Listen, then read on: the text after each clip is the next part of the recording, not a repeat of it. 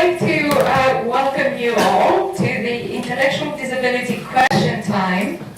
And I'm delighted to be chairing this event, which is sponsored by UCL Psychiatry, the Lancet Psychiatry, and we have the editor here, Niall, and then the mental health, and Andre is also helping us with the event today.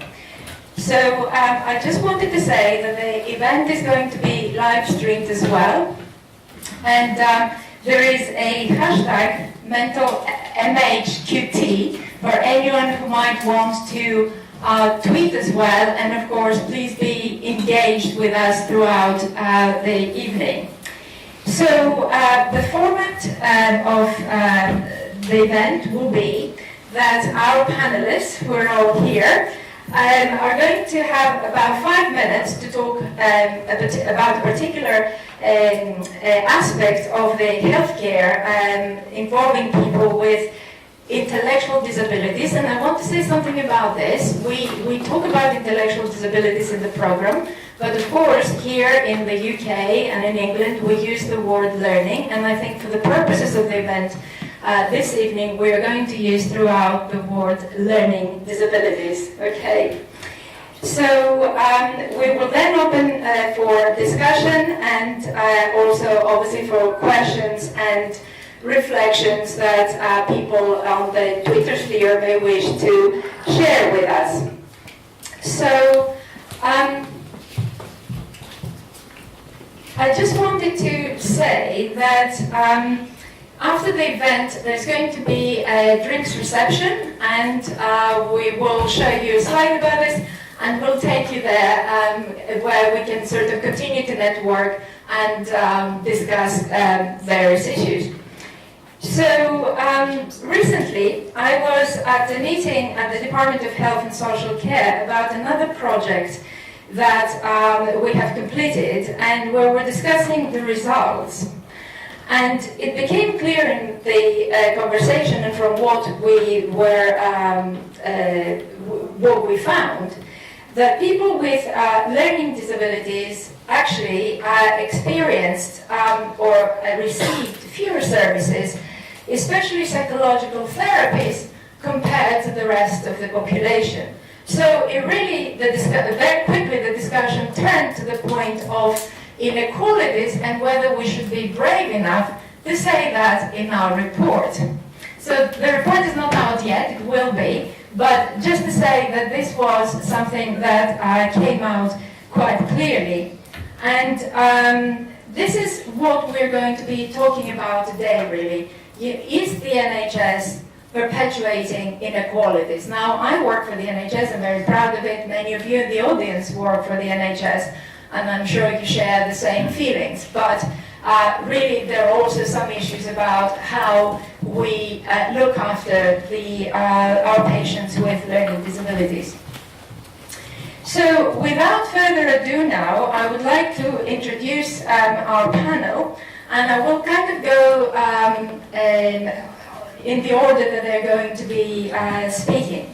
So I'm really very, very pleased to welcome Brendan Leahy, Mo MacDonald, or I should say Maury MacDonald, and Jackie McMorrow, who represent a user-led organization in Camden which promotes equality of for deaf and disabled people.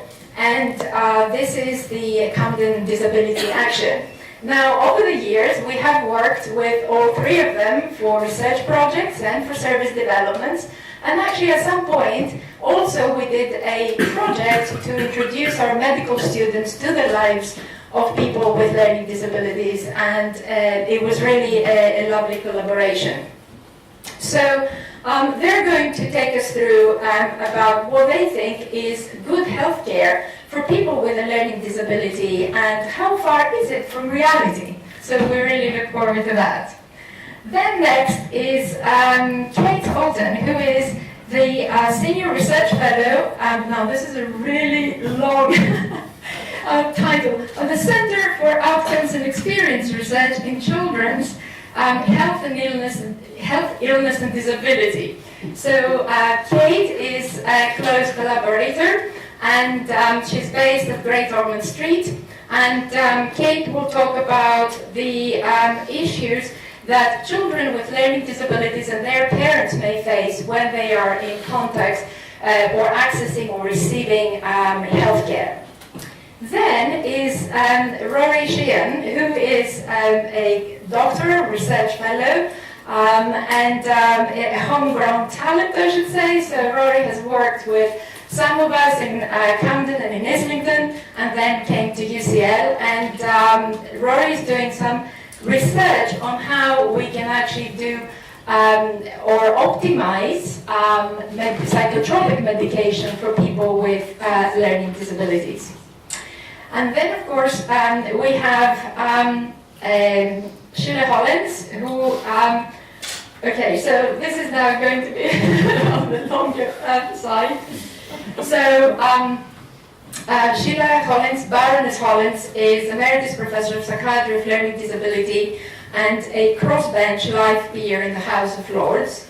And Sheila has worked tirelessly to improve outcomes for people with learning disabilities. And I have to say that she has been a role model that many of us who are currently in practice have drawn inspiration from. And one particular thing that I would like to mention is the Books Beyond Words, which really is something that has grown from sort of its origins, a big enterprise. And I have to say that I have, whenever I go somewhere in, say, another European country and so on, colleagues actually ask me if I know about Books Beyond Words. And I say, look, I've got the app on my phone, so of course I do. And I have to say, I will not dwell any further on introducing Sheila because, she has her own Wikipedia page. I think she was mortified when I said that. And she will actually talk about the need or otherwise of new policies to help people with learning disabilities, and if we need new policies, what those should be. So our next person is Batika Pereira, who is a consultant psychiatrist trained in Nottingham, and he's currently at the Haringey service, which is part of Barnet, Enfield and Haringey Mental Health Trust. And Batika is quite interested in the mental health needs of people with neurodevelopmental disorders, such as autism and attention deficit hyperactivity disorder. And quite recently, he developed a special interest group at the Royal College of Psychiatrists. And some of our trainees actually have been really impressed and found it very, very helpful. So quite applied, as well as obviously making us all a lot more aware about this particular group of individuals that we see in practice. And he is actually going to talk about how we ensure that the needs of this population group are not forgotten and that we look after them in the best possible way. And of course, our last panelist is Christine Burke, who is someone that I met through the Foundation for People with Learning Disabilities, and research that Christine had been doing on improving access to psychological therapies for people with learning disabilities.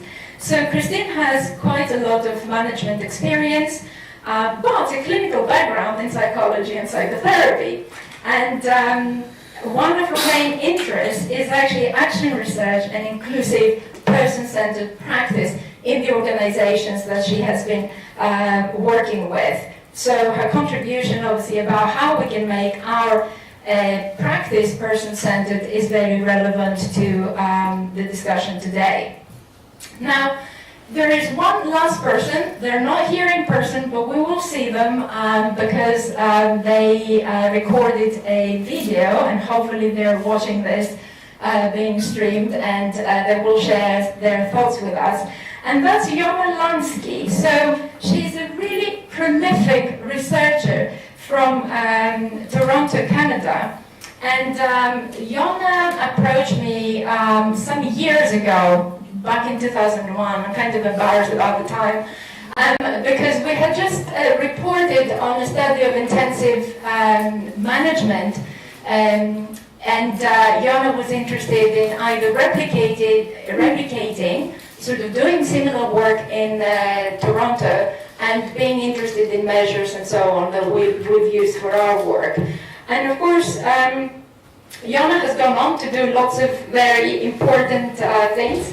And the most recent one is that she is the director of the Azrieli Center of Adult Neurodevelopmental Disabilities and Mental Health, which is going to house under one umbrella all the kind of research that's going on in Ontario in Canada. And this is a really great development, and of course there are a number of similarities, I suppose, in terms of our research interest, but in fact it's also interesting to see how their research influences the lives of people with learning disabilities because of the differences in the health systems that our respective countries operate under.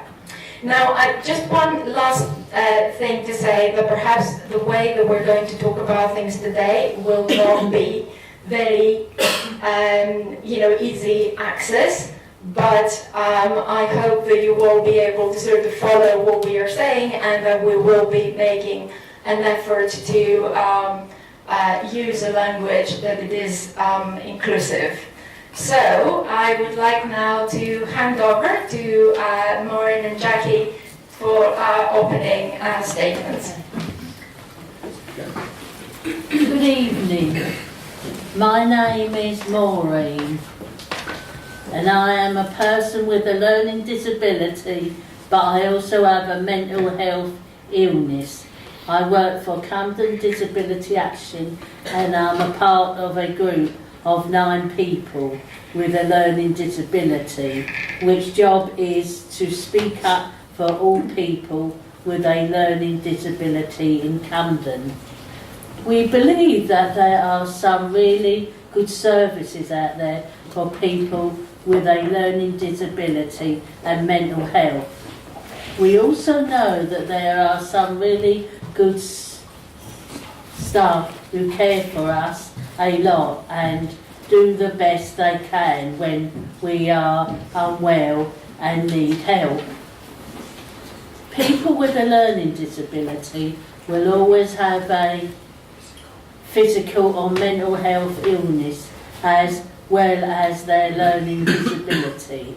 A big challenge at the beginning can be that when we do not feel well and we go to the doctors, they can sometimes blame our behaviour on our learning disability, and so our mental health problems can so easily get missed at the beginning, or it can be pushed off, as Maureen is always like that. She will snap out of it soon enough. So sadly, the service don't always work as well for us as we would like. So we would like you to think about the following challenge we have. Getting an appointment can be the first challenge for us. This is our first and sometimes biggest problem. A routine is important to us, so when we phone or get our support to telephone for an appointment, we may wait a long time, or it is not on a day or time that works for us. This can be really hard and confusing. Getting past reception. We understand we are not the only patients in the doctor's or hospital, but when we arrive and get lots and lots of complicated questions about while we are there, and get told what can't not happen instead of being asked what we can be helped with. This can be, again, confusing, scary and frightening. We need staff to understand and support us when we go to the doctors or hospital. Support along the old journey. Our first appointment may start with a GP, then a consultant, and that may be about our thinking. We need to be part of that journey, being helped to understand what is happening, why it is happening, and how we are being helped. In that way we can feel much more part of our healthcare and treatment. This can mean a difference to us getting well sooner rather than later. If this goes wrong, our mental health can also get much worse. Seeing a doctor that we know and trust. Where the doctor is in our GP or hospital, it is important for us we get to know and trust and understand the professionals in our life. We need the people who look after us to understand us better, so they can help us better. But if the doctor keeps changing them, it makes it hard for us. We can't sometimes stop going because we feel we are not getting the right help we need. Technology. We understand that computers and mobile phones can really help doctors to do a better job. It helps them to understand better for having all our notes in one place. So they help us quicker by getting us the right treatment we need. But technology to us can be difficult to cross, difficult to use, and we do not always trust it. We need you to talk to us and ask us what the best way for us is to communicate with you.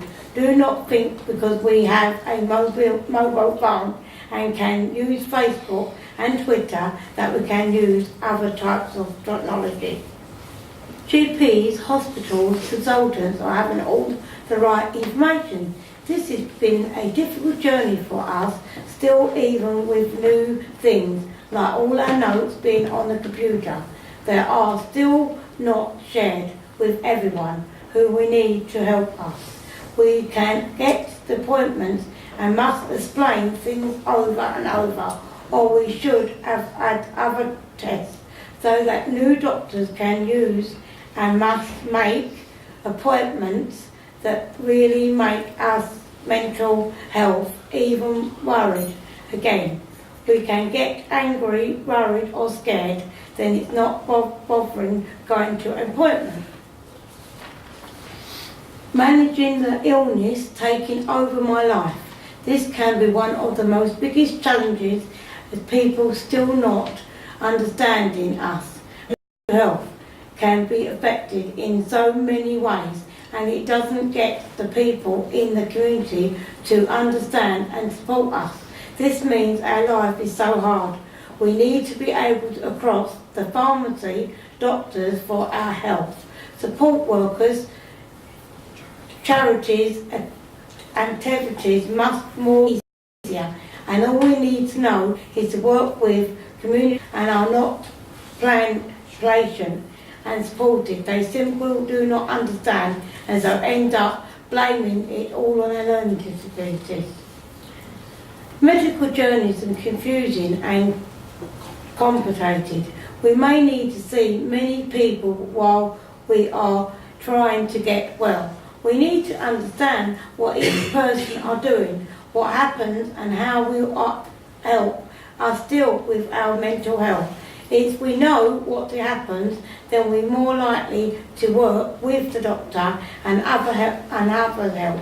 This could mean the difficulties between us getting more unwell and getting better sooner. Listen to us, the patient, and what we know is best for us. And even the way we think helps us deal with our illnesses. Please help us in the way we think works for us. A lot of the doctors we see use the books they learn from. We know our bodies and our minds best, and we know what really works for us, helps us with our mental health. Give us a chance to work with you again. Use it because it's ideal or not writing in your book. Finding things is important in hospitals. We can hard getting around, and hospitals can be bored, scary, worrying and upsetting. When we get to the hospital, we need to be able to find the place we are supported to be easy. We need all the staff to be treated properly to us.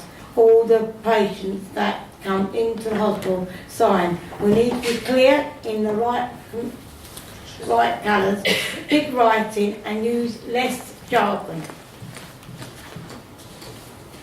Choices should be about decisions and not always the doctor. Please give us real choices about the treatment. Ask us what we want. Ask us what we do. Do not want us to understand why some of our choices may not work. Help us to understand what sort of choice are no longer a choice anymore. Let us work with you to find out things that make a real person of our recovery plan. Finally, everybody who works with the doctors, nurses, support workers, hospital staff, learning disability team and anyone else are important in our care. Must have a learning disability training so that we understand that while we will all have a learning disability, we are all different and we have different needs and want around having an independent life, living with mental health and or other illnesses. Thank you.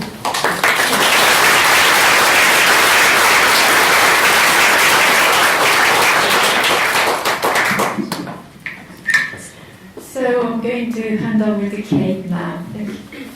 Thank you. So as Angela said, I'm a children's nurse working at Great Ormond Street Hospital. For the last 15 years or so I've been doing research with children and young people with learning disability and their parents, particularly thinking about their needs and experiences when they access healthcare and hospital services. So we know that children and young people with learning disability experience more hospital appointments and inpatient admissions can be longer, and they're more likely to be absent from school because of these appointments that they have, and they can often be under multiple specialties and teams. Travelling to and from hospitals can present challenges for them, as can be in an unfamiliar environment, in which they can be exposed to complex information, painful procedures, a lack of routine, unpredictable situations, lots of noise and people, a lack of communication channels, confined space, and lots of waiting. And we know there's some absolutely fantastic healthcare and fantastic healthcare professionals that work with children and young people with learning disability in hospital, but there are still issues. First of all, a lack of effective ways for identifying who children with learning disability are in hospital, and some staff not really knowing what we actually mean by learning disability and how to distinguish these children and young people from others. And also, different labels are used by different healthcare professionals at different times, which can often be really unhelpful. Thinking about the little things, the failure to recognise that the little things to children and young people can be absolutely the most important thing that needs addressing when they're in hospital. You know, the distress caused by loud noises or confined spaces can have such a significant impact on their emotional and physical well-being. And whereas we might have established systems for sharing medical information such as allergies that these children and young people have, the little things often don't get shared. Thinking about the safety of children and young people with intellectual disability in hospital, and a lack of staff training around managing, for example, behaviour that challenges, and a lack of tools for really identifying what risks there are. And what this can result in is an over-reliance on parents. They often feel unable to leave their child in the care of other healthcare professionals and can actually feel a real burden of responsibility for them.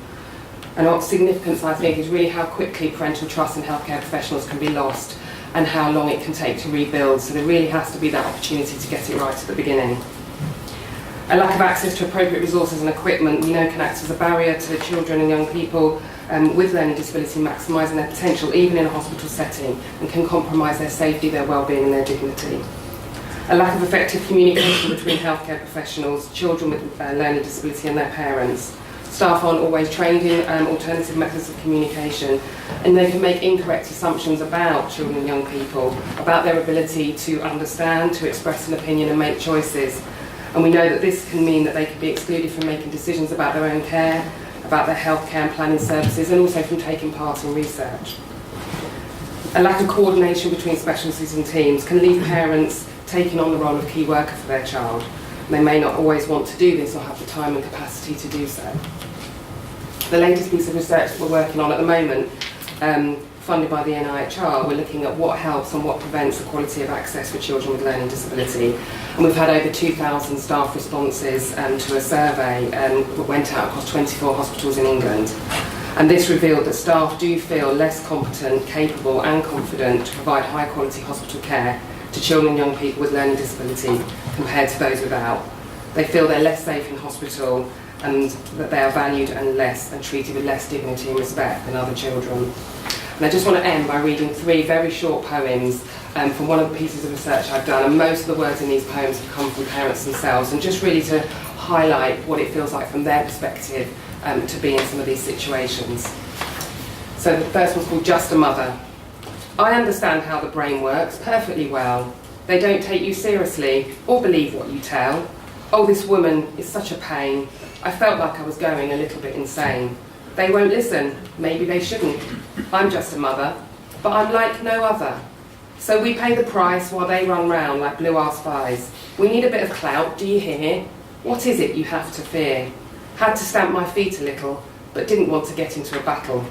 Came on a high, but left on a low. Why did it have to be so? The second one's called 65 seconds. 65 seconds, that's all it took for the outside people to take a look and decide she's well enough to leave. Isn't that a relief?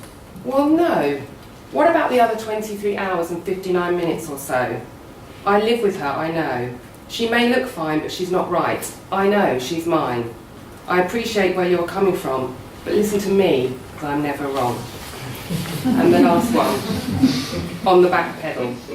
Cooped up in here on the back pedal, being held back, need to get a breather, need to get a break, for my own, for everyone's sake. Stay where you are, don't leave the room, Victorian views. If I wasn't here, who would be near? When I turn my back, you're chasing me around, feel like walking away. Then would you stay? Everyone rushing, busy as bees, can't ask for help. No, better do it myself. Up at 5, cleaned and dressed, medication, yes. Then a full day of work begins. Could have done with a break before the night shift come in. Can't be with her, no, need to nip out. Don't worry, she'll be okay. Someone else will stay. They kept an eye, just for a minute, looked after her. They were great, and that's all there is to it.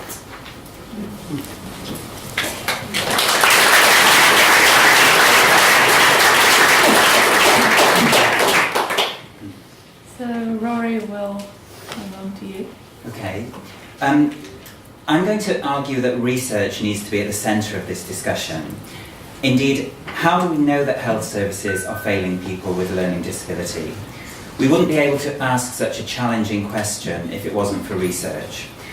Research that has shown the lower rates of cancer screening in people with learning disability and the greater proportion of preventable deaths in this group, or our own work that shows that many people with learning disability take psychotropic medication, at least some of which is likely to be unnecessary and inappropriate. And research that gives us deeper and more personal insights into healthcare experiences. We know from this type of qualitative research that people with intellectual disability often have poor experiences accessing emergency departments and can face stigma and discrimination in hospital stays. And this adds another really important dimension to our understanding of how health services are failing and what they need to do to improve. So we can be provocative here precisely because of the research that has exposed health inequities. And this research can act as a real motivator for change because it moves us from what we think or suspect on an individual level to what we know and can prove on a broader scale. And I think that's a much more powerful position to advocate from. And I've witnessed this in my own research. It's now that we have strong evidence of the scale of psychotropic medication use that we have recognition of the issue at quite a high level, and a national initiative to improve prescribing that's run by NHS England. So research really does make a difference. And that brings me to my next point, which is that research is not just about defining problems, it's also about finding solutions. And we've seen a transformation in healthcare over the past 10 or 20 years, and a really strong push towards evidence-based interventions. People with learning disability absolutely should not be excluded from this, yet routinely they are, either explicitly in study protocols or implicitly through recruitment strategies or research processes that aren't accessible. And that's a problem because medication or psychosocial treatments might not transfer easily across groups. And I think although we are gradually building an evidence base, I do think that research in this field is lagging behind. And that's a very real reason why people with learning disability are disproportionately failed by health services. Put simply, I think we often don't know what works, for whom, or how to do it. And that needs to change if we're going to get different outcomes. Now, traditionally, research in intellectual disability hasn't been a priority for funders. And I don't want to make comparisons with other groups or other conditions, but certainly given the 1 million or so people with learning disability in England alone, I think we can probably all agree that research in this area is still significantly underfunded. But as well as there being limitations to research from outside and from funding, I think barriers also exist within our field. I think there can be a tendency to see research as optional or something that happens somewhere else. And that's why I'm really glad we've been able to host this event here at UCL, so you can see we're really not that far removed or sitting in an ivory tower. I do appreciate it's not easy for people working in clinical services to think about research. I'm a clinician myself, and I understand work pressures and competing demands. But I think if we're serious about making real change, we really do need to find a way through. And this will obviously extend beyond motivating individuals. We need services and organisations to recognise the value of research and properly invest in it. We need to build research capacity and to be able to embed research much more into our usual work so that it becomes the norm. Because it's not a coincidence that centres of excellence for clinical care tend to be aligned with active research units. And I believe since the beginning of this year, research involvement is now recognised as a marker of quality care by the CQC. We also know that people with learning disability want the opportunity to take part in research and to share the benefits that it can bring. But more than that, we want people with a learning disability to be our partners in research. Good, credible research requires people who have expertise in methodology and analysis, and we hope we can bring some of that at UCL. But equally, it requires people with a learning disability and their families to offer their expertise and to shape the research agenda. So, in summary, I wanted to take this chance to say how research is essential in both asking and answering the question of why health services are failing people with learning disability.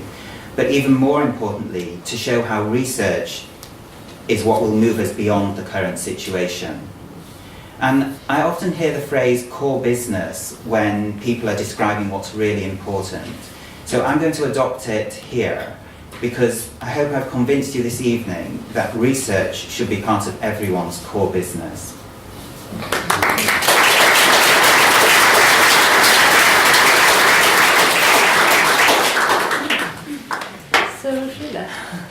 So I've been a doctor and a researcher and a policymaker, but I'm also one of those challenging mothers, and I'm never wrong. In fact, I had an argument with my son's GP's receptionist this morning, trying to get him an appointment, and they wanted to change his appointment, and they changed his appointment, and I just thought I'd better check. Put him in with a doctor he didn't know, and given him 10 minutes, and he has to see the same doctor, and he's supposed to have a double appointment, and I had to have an argument about it. And why? Why do I have to do that every time? You know? Isn't it extraordinary? Really extraordinary. Okay, so what about legislation? I sit in Parliament, and in the House of Lords, whatever the Daily Mail says, our job is to try to hold the government to account. It's actually to scrutinise. That means look at the laws that the government is proposing, to look at them in detail from our experience and try to understand whether there are any possible consequences that people haven't thought of. Okay? So I don't have a geographical constituency. I don't have people that I'm responsible for to do casework for, but I see myself as having a constituency of people with learning disabilities. Okay? So I look at laws and I think, I wonder how that will affect people with learning disabilities. Okay? Now, I do have a problem with some laws and legislation, because sometimes it seems like, that's what I'm there to do, is to try to make laws. In some ways, I think probably my job is to try to stop laws being made, because I think sometimes we don't use the laws we've got, or if we do, we use them the wrong way. I'll give you an example. 10 years ago, I sat on a committee called it was an inquiry, a national inquiry, called Healthcare for All. Some of you are old enough to remember it. One of the findings was that we had two very good laws. We had the Mental Capacity Act and we had the Disability Discrimination Act. And do you know what? Nobody was using them. They were not being used in the NHS. So nobody was taking any notice of them, right? And if they did, they used them the wrong way. Okay, so you have the law, it looks perfect, everybody's excited about it, unless it's a really bad law like the Welfare Reform Act, which was a great law. The Health and Social Care Act, actually true, that wasn't a great law either. But good intention of legislators, lawmakers, good intentions of campaigners, but then I think there's a problem is often that they're not matched by public attitudes. Okay? And I think that's one of the difficulties that we have when we try to think about legislation for people with learning disabilities. So sometimes the simplest things are the most effective or offer the most promise. So probably the biggest achievement I had was getting parity for mental and physical health in law. We don't have it in practice yet, but there is more talk about it, there's more understanding about it. It is in the 5-year forward view of the NHS. But there was quite a battle just to get 3 words added into that huge act. And I think that was really worth fighting for. Okay? So I think just getting mental health and mental illness named in an Act of Parliament was quite important. Okay? It's supposed to apply, and if you read Hansard, it's supposed to apply to people with learning disabilities as well. So sometimes more general, kind of all-encompassing laws can be helpful. So you could say reasonable adjustments are required for all people who have protected characteristics. Okay? That's what the law says. And disability is a protected characteristic, and it means that a public service must adjust what they do to take account of your particular needs as a person with a learning disability. Okay, that's good if it was understood and used. If healthcare professionals understood it and knew what it meant. But sometimes if learning disability is not mentioned, the assumption is that it doesn't apply. So take the Mental Health Act. Why is learning disability the only named condition? Okay, it leads to 2 problems. I think it leads people, staff working in mental health services, to think that the rest of the Act isn't relevant to people with learning disabilities. Because they're named, it must be that just that bit is the bit that's relevant to them. Okay? So that's the problem. So sometimes naming means that you're not fully included, you're only included in a special way. And I think it means that that more people are probably detained under mental health legislation. So that Act is being reviewed at the moment, and it's a contentious issue, and there are people in this room who will agree with me that learning disability should be taken out of that Act, and there are other people who probably don't agree with me. And the people who don't agree with me will say they don't agree because they're worried about the other possible consequences that might happen for people with learning disabilities. So it's a kind of slightly risk-averse approach, which is fine because they're being very careful. Sometimes there are international agreements which are signed up to by governments, like the Convention on the Rights of Persons with Disabilities, or a declaration on the health and well-being of children and young people with intellectual disabilities and their families that I chaired, signed by 52 World Health Organization Europe health ministers, And I don't think anything's happened in any country as a result of that. Okay? So a lot of work, a really good declaration, I think, but perhaps not much happening. Or the Global Disability Summit this summer, July the 24th. And the question I have is, can we, as a government, can DFID and our Department of Health actually influence others elsewhere in the world with statements and declarations if we've still got problems here and we're not really managing to do better? So I think there's a big sort of issue there, and we have to be a little bit honest about what we have achieved and what we haven't and what still needs to happen. So what would make a difference? Well, I think that we should have compulsory training. And I don't just mean knowledge, I mean skills and attitudes and actual behaviour in practice. Should that be legislated for? Now, I think that's a really interesting question. I've got a private members' bill at the moment. Here it is. It's a private members' bill which makes provision for the Secretary of State to undertake a public consultation reviewing the provision of comprehensive and integrated services for adults with learning disabilities. It's probably not going anywhere because we have a ballot. If I'd come number one, we would have debated it. I might have been able, well, I've got an MP ready to take it, but I came number 49. That was really bad luck. So next May, I could put down another private members' bill. I could try the same. Well, perhaps I should put down a requirement for all health professionals to be trained by people with learning disabilities on issues to do with relevant legislation, yes, but particularly the communication and respect that is required in order to give full access to people, children and adults with learning disabilities. Okay. Maybe. My problem is that whenever I try to propose a law, I get lobbied by so many people because they all want their pet thing in, right? Whereas actually, if everybody could agree that the most important thing would be to train health professionals, maybe we could achieve it, because it's possible the government would agree. You know, it's so simple. It's so simple. So that's just that one thought. I probably need to be finishing in just a moment. I think it would need to be revalidated as well. Okay. So I think we have to assess people's competence, and I think we have to have the teaching done by people with learning disabilities. I just want to give you one example from my son's experience. So he arrived in a new place, a new doctor, and he turned up and he gave his GP this book, Going to the Doctor. It's all in pictures. He can't read. He can't use Facebook. And the doctor took it and gave it to the person sitting behind her and said, oh, you might find this interesting, but she hadn't looked at it. So the person sitting behind her said, oh, I know those books. So I said, you must be a medical student at St George's. So she said, yes. So the doctor said, well, he needs to have a blood test. Would you know how to do it? So she went to the pictures in here about having a blood test, took him on one side, spent the time getting to know him a little bit, let him go for a walk and come back and think about it, helped him to make the decision, took the blood. The next year, he came for his health check with that doctor.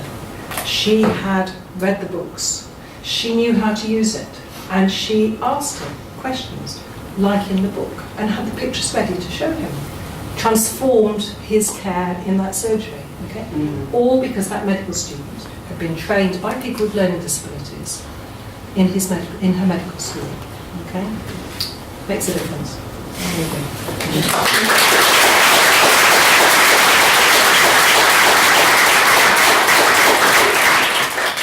We'll move on to Batika and neurodisability. Thanks, Angela. So I'm going to talk about neurodevelopmental disorders. As we know, intellectual disability itself is classified under neurodevelopmental disorders. The other neurodevelopmental disorders which we come across in day-to-day practice are autism, ADHD, dyspraxia, dyslexia, and tics and Tourette's. So those are the 6 main neurodevelopmental disorders. And if you have one neurodevelopmental disorder, the risk of having another neurodevelopmental disorder is very high. So in the intellectual disability population, so there is high risk that people with ID people with learning disabilities may have another neurodevelopmental disorder. The question is, do we look for those neurodevelopmental disorders in learning disability population? I think the answer is no, we don't do that often. So what I'll do is I'll go through some of the neurodevelopmental disorders very briefly. Let me start with ADHD, which is one of the neurodevelopmental disorders. I'll give an example of somebody I currently see in my clinical practice.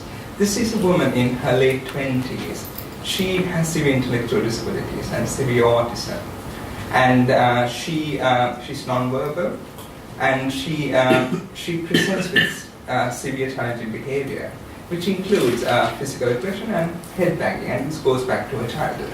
And she had various assessments, communication assessments, behavioral assessments, extra support, various activities. So everything was looked into, but the behavior continued to, she continued to present with behavioral difficulties. And she has been on antipsychotic, various medications, because none of the strategies were effective. But even those medications didn't make much difference, except she gained some weight, some side effects.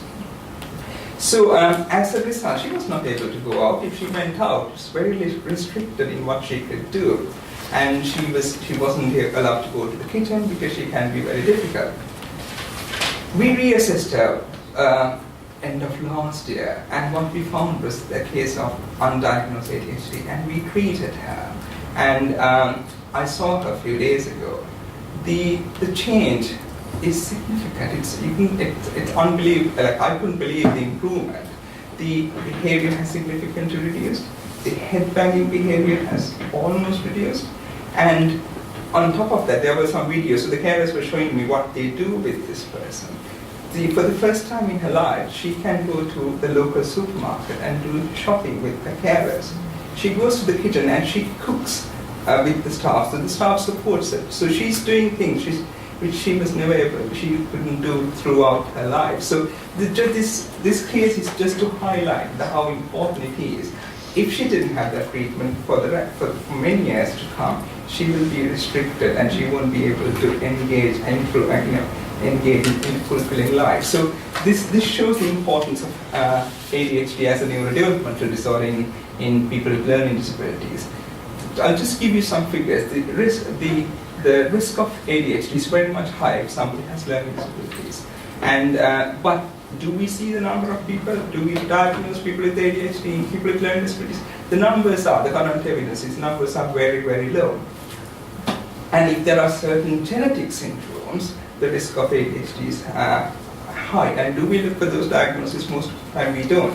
And if you look at the outcome studies, there are a lot of outcome studies done in non-learning disability population, and it's very clear how poor the outcomes are if somebody has attention deficit hyperactivity disorder. If the violence, criminality, substance misuse, the risk of mental health issues, low self-confidence, poor self-esteem, unemployment. So there are a lot of poor outcomes when people with ADHD in non-learning disability population. And I'm pretty sure the outcomes, if any, is worse in the learning disability population if they don't get the right treatment. And similarly for occupational outcomes, and also the studies which are looking at people with ADHD who had treatment compared to people who didn't have treatment, there is a clear difference, a significant improvement in the quality of life when people receive treatment, right interventions for underlying ADHD. So that's briefly about ADHD. The second neurodevelopmental disorder is autism. Unlike ADHD, I think in learning disability services, carers, families, we're very good at making the diagnosis. So I think we're better than non-learning disability services in terms of picking up, recognizing autism. However, this is my clinical observation, some of you may disagree with me. I think what happens most of the time is we see somebody with learning disabilities, with autism, and we make the diagnosis. And it's mainly a clinical impression rather than going through a detailed assessment of that person's learning disabilities. There is a problem with that because the diagnosis of autism is just a diagnosis, it doesn't tell you what that person needs. So the detailed assessment is very important to be able to provide the right support, right interventions, what kind of adaptations needed, how do we communicate. So in people with learning disabilities, few people get that detailed assessment, but the majority of the people, I believe, don't get that detailed assessment. Partly, I started thinking, why is that? I think if you look at the figures, the 30% of people with learning disabilities have autism. It's about one in 3. So there are resource issues in terms of, because doing a detailed assessment takes a lot of time. And a lot of staff, trained staff needed.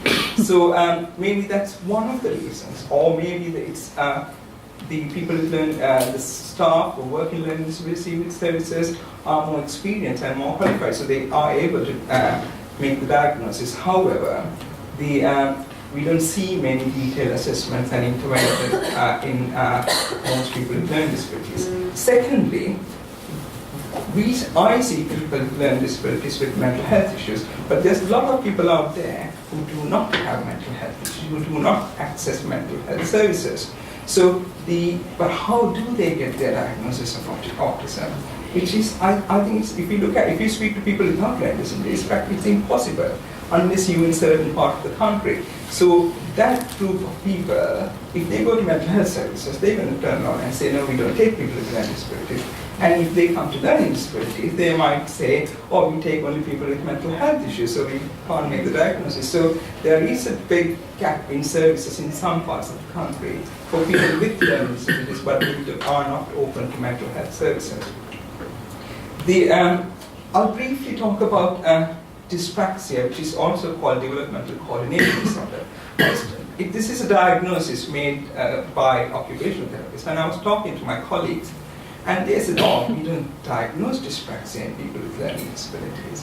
And I was quite surprised, because does that mean people with learning disabilities do not develop dyspraxia? And so we had this discussion, but if you look at the studies, the outcome studies on dyspraxia, it clearly shows the risk of the unemployment, educational underachievement are significantly high in people who have dyspraxia. And especially with the people with mild learning disabilities, I think they get the label, oh, he or she is just clumsy, without going into that detailed assessment. And with dyspraxia, there are various interventions, various strategies you can implement to help the person to be able to to improve the life or engage in employment or in various activities. So that's another area that with regards to neurodevelopmental disorders, which is, I think, needs addressing. Finally, what are the barriers? I think there are multiple barriers, but I'm going to highlight four main barriers. The first one is, I work in North London. I work in an adult ADHD service for people without learning disabilities, and I also used to work in south of England for ADHD service for people without learning disabilities. So if you look at, and also for autism, and if you look at these services for neurodevelopmental disorders, most of the services were developed in certain part of the country because of the campaigns run by patients, the people with those conditions, their families and carers. And with the learning disability group, there is a big disadvantage. Not many people go on to the extent to campaign for such services. So I think that's a big disadvantage. As a result, these diagnoses are often missed, and they sometimes get either undiagnosed or misdiagnosed, given various other diagnoses. The second barrier is, I think, the professionals. Even among mental health professionals, there's a lot of agreements and disagreements about the existence of these conditions.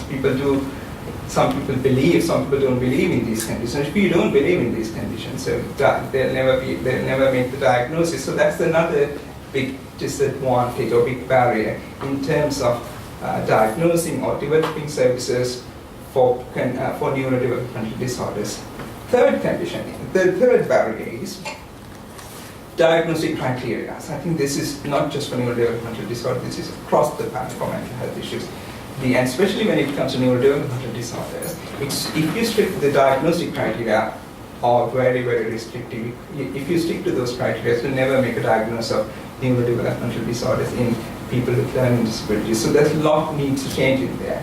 And finally is research, which Rory went into. The research, there isn't much research in terms of diagnosis, in terms of interventions, what work for people with learning disabilities. There isn't enough research, and we use research done in non-learning disability population, and we try to apply. So to finish, I think it's, in my opinion, it is very important to assess for neurodevelopmental disorders in people with intellectual disabilities, and if they get the diagnosis, provide the right support and interventions early in life to prevent mental health issues and improve their quality of life. Thank you.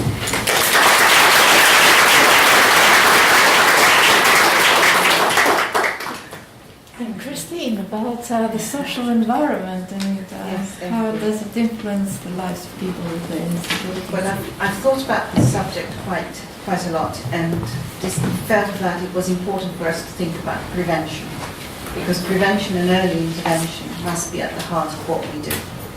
And people with learning disabilities experience gross inequalities in health and social care. If we look at the new LEDA report at the moment, looking at highlighting the premature deaths of people with learning disabilities, it shows that the volume of people dying, they die 25 years before the main population from preventable diseases, not from unknown diseases, but from diseases that could be cured.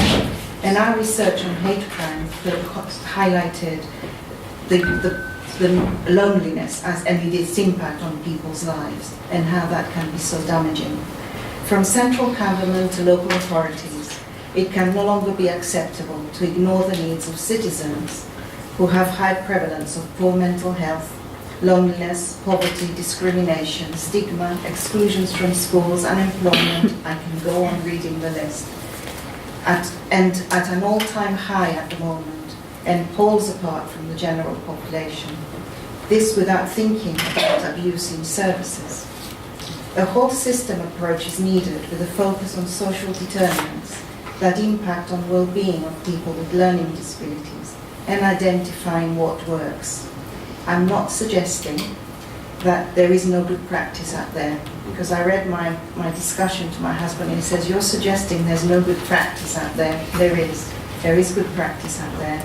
There's some dedicated professionals doing some really interesting work and supporting the well-being of people with learning disabilities. However, the social determinants of health, the social determinants of health have to be organized from the individual need. And what I'm saying is that we need to focus our attention to a different model of working. We know the rhetoric of individualized, person-centered support, but that is not what is offered. The model used is one with a focus on services. Promotion of health and well-being is needed to enable people with learning disabilities and their families to remain independent, strong, and lead inclusive good lives in the community. The cost of providing a truly individualized, one person at a time support will be far less costly and less heavy on the public purse if we develop systematic prevention programs. What is required is to start at the point of referral with the best support there to ensure that there is a program of support from the bottom up. The offer being what the person needs and not what is there to be offered, perpetuating the same practice that seems to miss the mark. The person and their family need to be the focus and not the diagnosis. Early intervention paramount at the point of referral for the best practitioners that can help make change happen and focus on what would be helpful by the family and the person. And they do know best. I agree with Sheila and you at the end. Mainstream provision is not offered and cannot be given the excuse anymore of not offering support, but we need to be engaged to offer the best practice to ensure that support is in place to support inclusion in society and support people to have good lives. Mainstream policy and guidance cannot ignore the needs of people with learning disabilities anymore, which is the current status at the moment. We know what people want. Young people and adults say they want a job, they want friends, they want to have fun, they want a boyfriend, a girlfriend. Parents want their children to have positive lifestyles, just as any other child, to have an inclusive education, support at the point of need rather than excluded, to have a good life, work for money, friendships and aspirations. We need to turn the system in place at the moment on its head and plan for families to have good mental health themselves, to be able to stay at work with support at home for them if that is what they want to do. Implement the Care Act. It's something that we need to look at. And the financial incentives that we give families and people with learning disabilities, don't make them jump hoops in order to get that funding. And support them for it to be flexible and support them to be able to, when they get a job, to be able to go back on any benefit that if that fails or if they change their mind. There are some examples of what works that I wanted to highlight. There's a project called Get a Life in Coventry, providing truly individualised support, model where people who are considered challenging to lead well, supported, inclusive lifestyles in the communities. Book Beyond Words, raising awareness of people with learning disabilities on different issues, using pictures and ways that they can communicate and understand themselves, but also giving them the enjoyment of reading. Paving the Way is a fantastic report to look at, and it's a report that highlights programs of early intervention, and with that you will find our program called Special Friends, developed by my colleague Rowena Roster at the Foundation, and supporting the emotional resilience of people with learning disabilities. Respond provides psychotherapy, psychotherapeutic interventions to people with learning disabilities, and I notice that as I speak they're in the audience, so you can ask them themselves.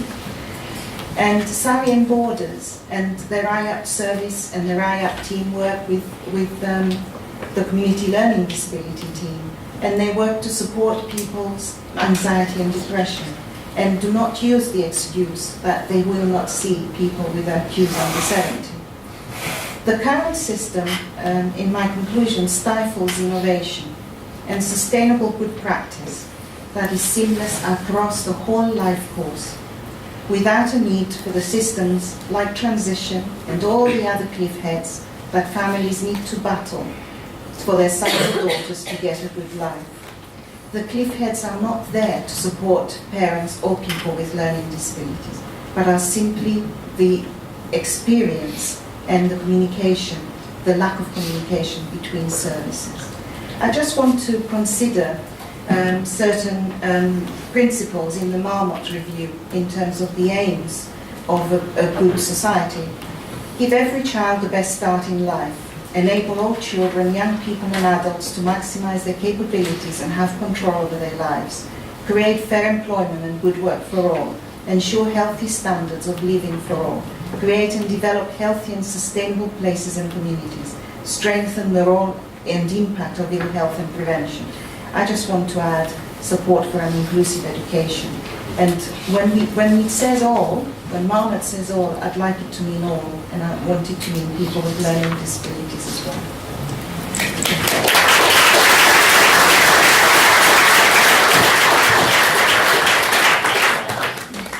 So thank you very much to the panel for your statements, and which is, I will sort of come back to it in a moment.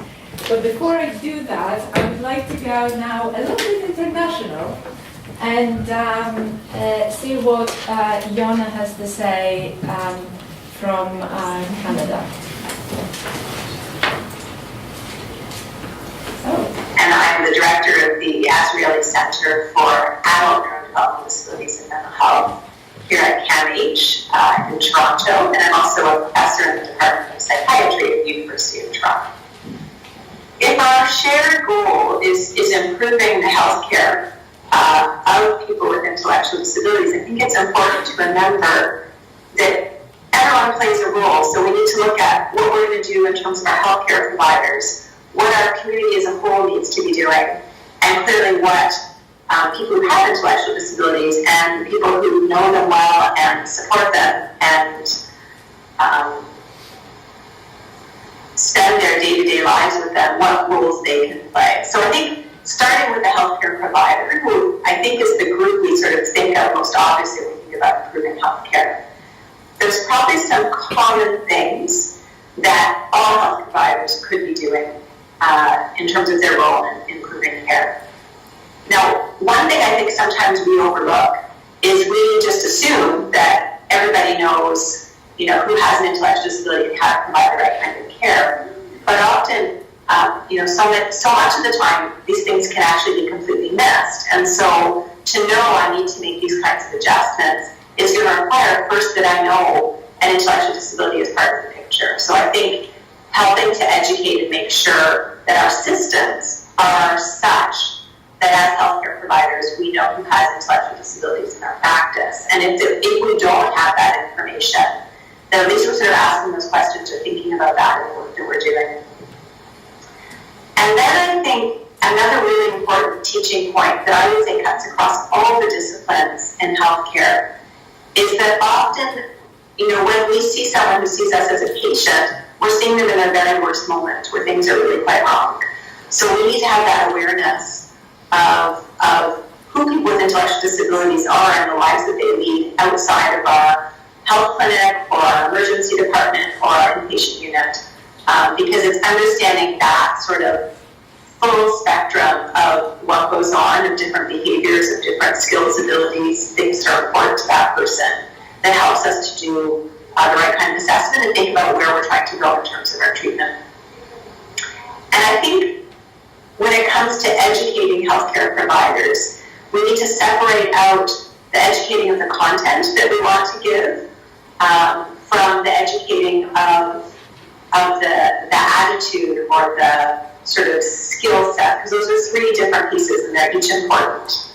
But we have to recognize that if we're teaching sort of content, it's not content that healthcare providers can necessarily hold on to and remember every time they see those patients, because this is possibly going to be a group that they don't necessarily see very often or don't always recognize that they're seeing. So they have to be able to relearn information. And so the way we teach people to relearn information might be different than the way we teach someone if we have the expectation that they will learn that information and retain it for a very long time. So a lot of the focus has to be on where the information should go and how to retrieve it, but more importantly, how do we address issues around attitudes and comfort, which again I think goes to understanding the full lives that people lead outside the hospital. And that kind of education needs to happen, I think, as early as possible in healthcare providers' careers. And we should really think about the kinds of teaching that we're offering people before they even get into healthcare in terms of what they're learning in their communities and certainly what they're learning in their healthcare training. And there's so much work that's been done, I think, particularly in the UK, around how we do that kind of education and how we include people with intellectual disabilities and carers in that educating itself and how valuable that kind of learning experience is. But I don't think we should stop with educating healthcare providers, because it's just as important that we're doing that educating early with the people who are using healthcare, so with people who have intellectual disabilities, with families, and I suppose as well as staff who are supporting people with intellectual disabilities in the community. And I think we can take a step back, knowing that this population is more vulnerable to having healthcare issues when they become adults, in particular, that some of those things can start in childhood. What are we educating about for them as children?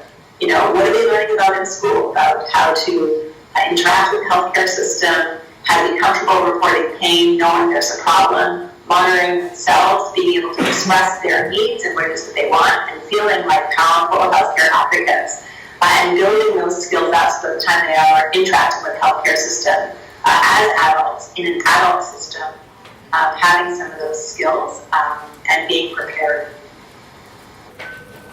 Okay. So I'm going to open it actually to the audience, the discussion now, but sorry, I forget my mind. But I just wanted to say before we do so that whilst I was listening to the panel speaking, I was actually making a word cloud, and some of the things that I have put there is what works for who, choices, trust, access, research which leads to good care, finding solutions, it should be our core business, and parity of esteem. And I'm sure that all of you perhaps have your own word clouds, and we would like now to hear a little bit more from yourselves as reflection statements or questions to our panelists. So we have our colleagues here who are helping us with the roving mic, so yeah, just make sure that you speak close to the mic so that we can pick up the sound.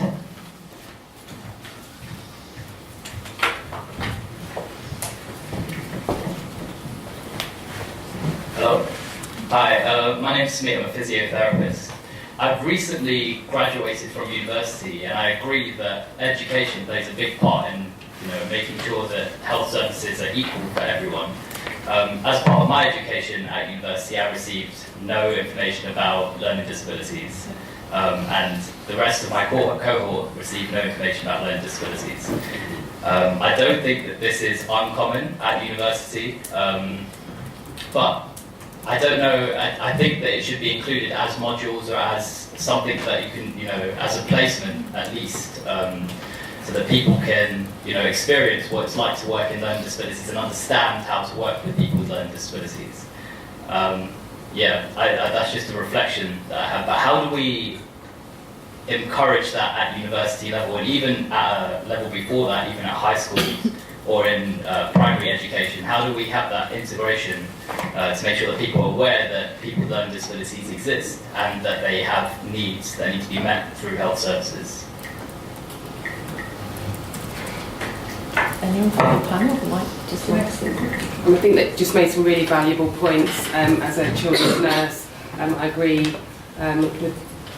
with what you said around, the need for some training and information at an undergraduate level. And I know parents have shared their experiences with me around staff who don't necessarily know how to look after their child, what it means to have a learning disability. And I also take I think a very important point around the lack of information that's given in schools. We focus on a lot of other issues with our sort of secondary population, particularly around racism, around drugs, but my children as well, no exposure to disability within their curriculum, and I think that's a real starting point is to think much earlier. If anyone's got anything to add on that. Yeah, I mean, when I first started teaching at St George's, the professor said to me, if you want them to take it seriously, it must be in the final examination. If it's not in the final examination, they'll find an excuse not to do it. So we got it in the final examination. And they don't do it anymore because I've left. You need somebody nagging all the time to keep it there. And that's why I think maybe it has to become compulsory. Because what we used to do was to have people with learning disabilities, people like our panellists, who would be there. They were employed by the medical school. They were there. They taught the students, but they also examined them. Okay, and we had a kind of simulated patient exercise in the final examinations, and it was really effective. Okay, I actually failed a student once, and I mean she wasn't doing very well on other subjects, but they might have let her through. But she was so completely hopeless and unable to communicate empathically with our examiner who had a learning disability. I said, I can't pass her. Okay. Now that might seem tough, but actually, unless it's examined, it's not going to happen. I think the other question is really interesting, and it's the one about how do we make young people know people with learning disabilities when they're growing up? And so we have an inclusive education thing. We don't do it as well as we should, right? Let me tell you about something that is part of the law in Armenia. So in Armenia, is there anybody here from Armenia? Okay, in Armenia, the Minister of Education made it part of, and I hope it's still there, made it part of their laws that all special school students and all high school students had to do some joint activities on a regular basis. And so the idea was that they would do, it didn't matter, they could choose. So it might be sport, it might be art, whatever. And when I visited this particular special school a few years ago, I remember meeting somebody, and the teacher said, I mean, it was a dreadful building, they were really struggling, and the teacher said, this young man, because his family can't cope very well, when he leaves school, they were planning on admitting him to an institution. But his high school buddy wasn't having any of it. So they got a campaign going. because they wanted to see better community services, all right? And I think that it's a public attitude, it's a public awareness. Really what we need is Prince Harry and Meghan. Lots of people with Down syndrome. And, you know, That's quite an interesting point. Let's hold the thought on that. Sorry, Brendan, you want to say something?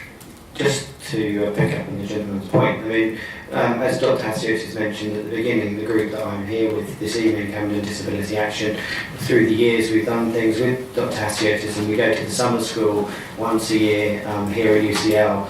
And when we go to the Royal Free as well, to the teaching school, and one of the things we say at the very, very end of our presentation always is, get to know your local group. So if you're in a healthcare profession, if that's what you're studying, you know, we suggest go to wherever you are, find the group, and every county, every borough has a group just like us doing similar type of work to us, maybe in a different way, but they're all out there, and they're always willing to accept people with an interest to come and see them. They're happy to tell you what they do, how you can get involved with them, and they can get involved with you. And that would raise your awareness of the challenges, but also raise your awareness of how the solutions, how you can change those attitudes through your practice in the future.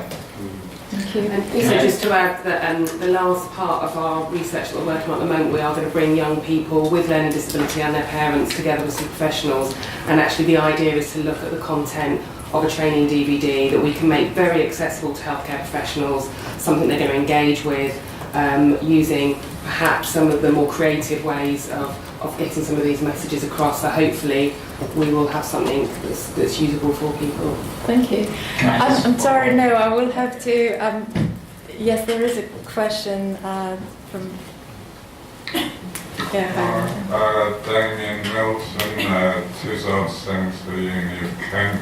I'm also autistic, and I have a 15-year-old autistic son with severe learning disabilities. And I don't feel too hopeful about the future for him and his healthcare, with many of the stories that have been going around in recent years, and how people's health has been let down and human rights breaches and so on. So I think a much broader culture shift is needed, like a few people on the panel have mentioned. So I think that requires a few key areas which under current systems may be unlikely. Firstly, investment in social care. Secondly, better links in understanding between learning disability and autism and other neurodevelopmental conditions.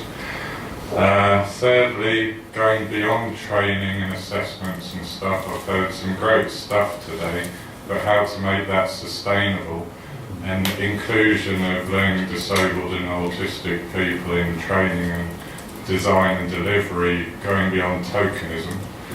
And fourthly, what quality is, so bringing up the research point, and what outcome measures are being used in terms of what counts as what works. So you look at autism research and interventions, a lot of the goals are down to behaviour scales, IQ tests, autism, symptom severity scales, and therefore it's seen as remediating the autism, which is a rather hopeless goal, and not really helping well-being at all. So I think there needs to be quite a major culture shift. So I'd like to hear comments on that, or study those points. First of all, let me just ask if there is anyone else from the audience who might actually, would like to comment on the question we've just heard, or, we can go to the panel in terms of, your experiences or, kind of ideas or thoughts. Yes? Well, Damien, do you mind passing? Thank you. Yeah, I think it is interesting that we're often faced with something that makes us feel a bit gloomy about prospects for the future, whether it's all of the recent reports about inequalities. But I do think it was interesting that Sheila Hollins talked about the Private Members Bill for a comprehensive and inclusive service for people with learning disabilities. And I think one of the things we've struggled with over a long period of time is that it hasn't been compulsory to do the right thing. Wherever you look, the value of people wasn't a national service framework, for example, and those sorts of things have been an issue for us. But I just think when I come to a thing like tonight, it just makes me think we should never lose sight of the fact that while we have lots of great initiatives and projects and pilots and things, we should never lose sight of the goal is actually about everybody. And one place where I think we could do with putting a lot of energy is, I think Christine mentioned that at the point of referral, we need to work on that preventative work and preparation work and start early, someone else said. And the work that's currently going on around supporting people to prepare for adulthood, I think is a very good place to work very hard to try and do the right thing first time, perhaps. But so it just, I suppose it's a kind of a rallying call not to lose sight of the vision that it should be all means all. And we should keep lobbying for comprehensive and inclusive services that you have to do, not just because you got lucky, because you had a very strong parental lobby or a great advocacy group or whatever. Well, thank you for that. And if I can actually take it back to the panel, if I may, anyone would like to comment on outcomes research, how we can sort of, actually have outcomes that are meaningful to the people who may suffer from particular conditions. Christine, you want to? My response wasn't going to be on outcomes, I'm afraid. My response was going to be as a father, the battle is going to be hard. And it's I find from families that I've worked with, it's finding those people around them that can sustain them and can help them to move on with the fight. We have to start from the bottom up. From the bottom up. We have to start from understanding your son and what he wants from his life and supporting him to achieve those things. And unfortunately, I find that families have to work in partnership together, either by a circle of support or by talking to other families that can help to make things happen. It's that campaign of families is what needs change, because we are a long way from sustaining a system that supports everybody equally. Can I just say something? I can respond. I'm not a healthcare professional, but I work with people with learning disabilities who have sexually harmful behaviour, working with us, setting up circles of support actually. And one of the things that I think is an important goal is about creating greater visibility. And what I see in my work is the needs of people with learning disabilities are shifting day by day further into the shadows.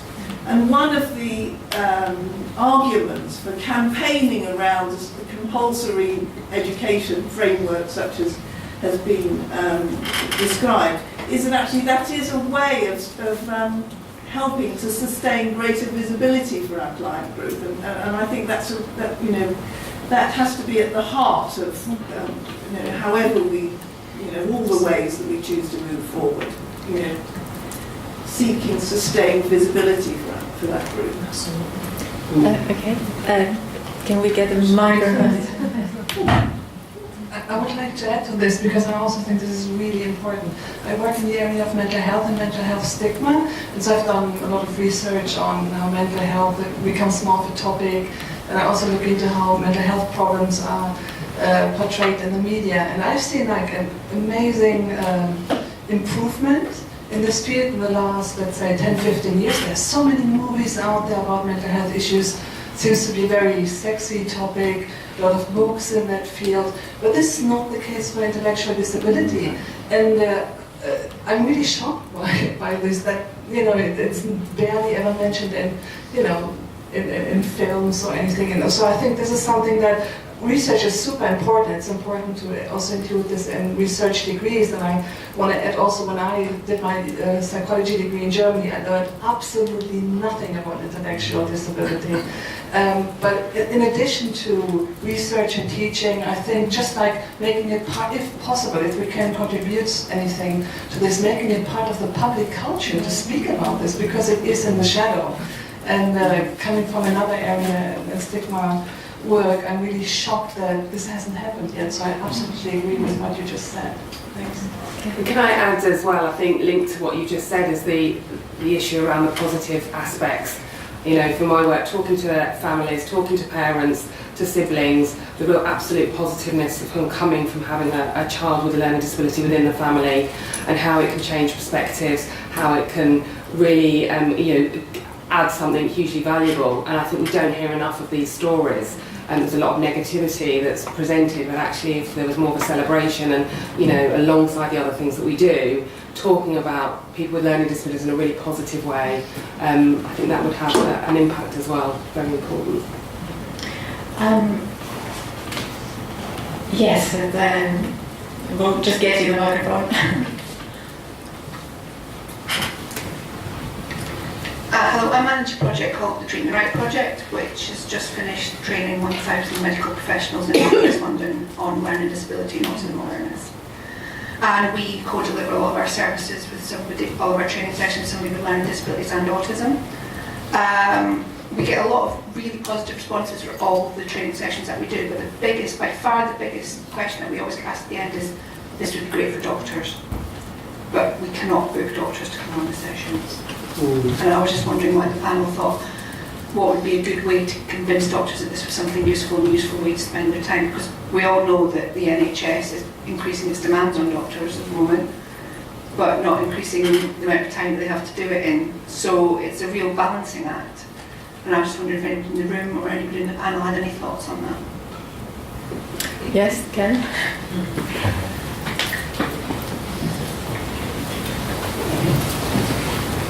Thanks very much. I'm Ken Courtney. I'm a practicing psychiatrist in North London. I work with adults with intellectual disability. The short and quick answer to your question is mandatory training. But it is mandatory. Autism training is mandatory. It is, yes, and it's not actually happening. But it's not happening. I see that in organisations. But if we have to do it, we will do it. And it's down to the organisations actually putting it in place. Where it might be missed will be in general practice. Not necessarily in mandatory training in practice. May I just make another comment? The one area which I find really, really difficult and which is really disappointing as well is children's mental health services for children with intellectual disabilities. I've seen so many of the families actually struggling, and they're a group of people who I've just forgotten about. We've had future in mind, we've had various policies, and you've seen money being thrown at mental health services for children, CAMS, and actually there's no mention of the child with intellectual disabilities and the families. And not alone that, but when you go and look at these services, you find often that they are Cinderella's little sister, to be perfectly honest.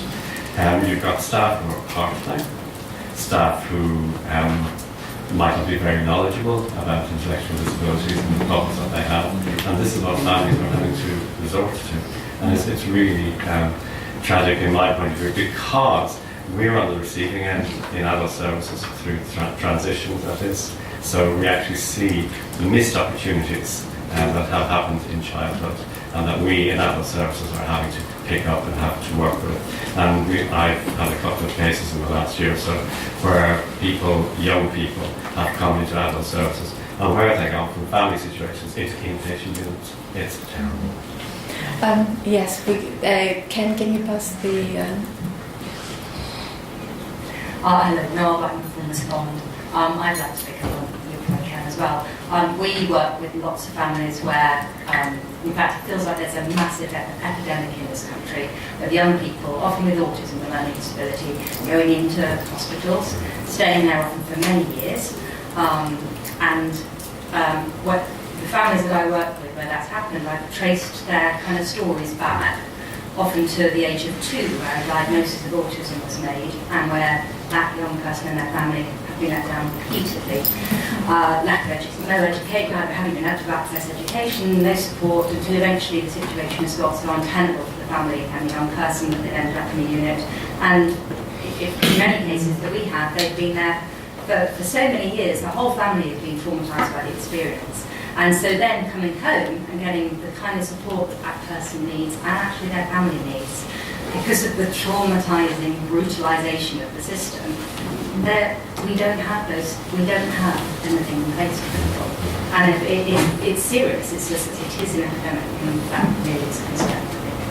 Thank you. Can I just make a comment about policy, picking up on what Noelle has just said? Because yesterday I was at a round table which was set up by Hope and Homes for Children, which is campaigning for an end to orphanages. And it's very, very interesting. We had the Permanent Secretary from DFID there. And so this is all about the Global Disability Summit and a statement about orphanages, and not, by orphanage, they mean any institution for a child. Okay? And the assumption in the room is that we don't do that in this country. So the point I made was we do, and I gave some examples that I know from you, Noelle, about how there are children who are being sent to institutions which are really no better than an orphanage because they're not getting family-based and community care. But the government's current response, which I'm campaigning against, is to say that family and community-based care is best as a viable alternative to an institution, right? Kind of implying that, well, an institution would be okay, but of course family-based care would be better. And Hope and Homes are campaigning for an end to all institutions for children all over the world. They're not working in this country, they're working in Rwanda and Congo and Romania. Right? Okay. So there you go. I just say that. Any final points before we close? Any kind of final thoughts? Yes, just this. I'll take that first. Sorry, I just wanted to raise the question about management of epilepsy in people with learning disability. It's a major neurological comorbidity in people with learning disability, and yet the services are quite patchy in regards to how they cater for people with learning disability who have epilepsy. And I'm not very sure there's a lot of commissioning consideration when it comes to the special population.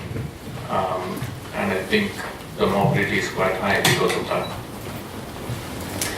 Well, certainly, I think this adds, I guess, to the number of difficulties that we've been highlighting, this evening about the different places where perhaps healthcare is failing our population. I would like actually to take this point, and I'm going to draw this meeting to a close. The thing to say is that whilst there is some failure, and I think we've been a little bit controversial in our kind of title of the event, but in fact, as we've heard, there are quite a number also of examples of good practice, and certainly, say the Christine's project with the IAP services in Surrey, where in fact they had the whole training day where they've invited me as well as other colleagues to sort of talk about, how they can work together, to help people with intellectual disabilities. They use the manual that we have developed about CPT, with this population. I'd like to get to Damien's point about, for example, patient-relevant outcomes, and the LIND Alliance is working quite a lot with people with autism to actually set the research agenda. There is a lot, we heard just last week that there's going to be a sort of training for psychiatrists to actually, in learning disabilities, to learn a bit more about epilepsy. And we're going to have the sort of, at least the bronze level of knowledge, as it were, so at least we can sort of follow, what happens to our patients and so on. And there is, if nothing else, from what we've gleaned today, is that there is a variation across the country. And I think that probably this is a lot more destructive, I guess, than what happens in individual areas, because I think we've heard from our panelists with Maureen and Jackie that in fact there may have been some times when they may have had a good experience as well as obviously having some bad experience. So we're trying to do as much as we can, and the pressures are the pressures that we all have to face. But I hope that from today we can take some kind of messages which are that there is a lot of change that has been happening. There are a lot of, or some centers of excellence. We've got 4 nice guidelines, which is new for us. There are a number of, for example, Sheila is here, and she is the one who perhaps has some more power in terms of potentially sort of pushing through some legislation that might be more meaningful, but we do it, we follow it, and we follow it in the right way. So I would like to actually just remind you that there's going to be the reception now. We can sort of show you the way. I would like to thank you all for being here today and sharing your thoughts with us, and also listening to a really great panel. And thank you very much for your contributions, all of you.